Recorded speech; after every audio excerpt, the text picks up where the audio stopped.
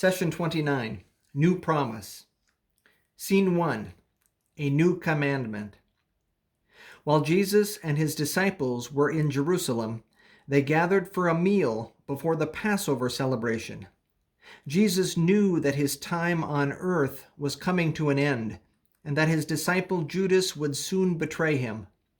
Jesus felt a deep love for his disciples. Before the meal began, Jesus got up from the table, tied a towel around his waist, and poured some water into a bowl.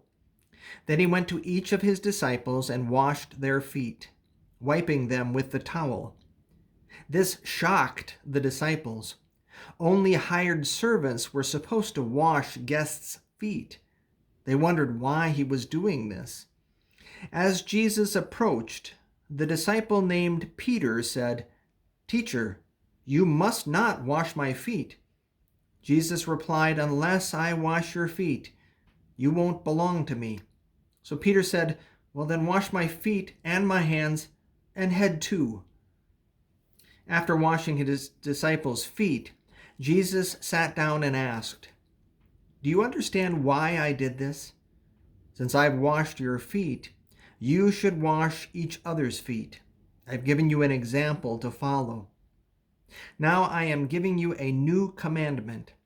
Just as I have loved you, you should love each other. Your love for each other will prove to the world that you are my disciples." Scene 2, Connected to the Vine. As Jesus and his disciples sat around the table, Jesus continued to share from his heart. He said, "If you love me, live out my teachings each day.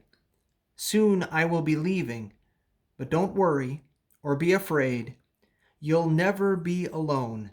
God's Spirit is with you and will live inside of you, guiding you into all truth and reminding you how to live." Jesus continued, "I will remain in you. Remain connected to me. Like branches that grow from a tree, I will be your source of life and strength. Remain in my love and follow my ways, and your life will produce lasting fruit. This will bring great joy to you and to God." Jesus finished these words with these words, "There is no greater love than to lay down your life for your friends. You are my friends. I choose you. I have called you to go and produce lasting fruit." Scene 3, A New Covenant. During the Passover, Jesus and his disciples celebrated a meal together. Jesus' disciples prepared the dinner in a large guest room in Jerusalem. As Jesus and his disciples were eating the Passover meal, Jesus said to them, "I've been so eager to eat this Passover meal with you before my suffering begins. I won't eat this meal with you again until its meaning is fulfilled in God's kingdom."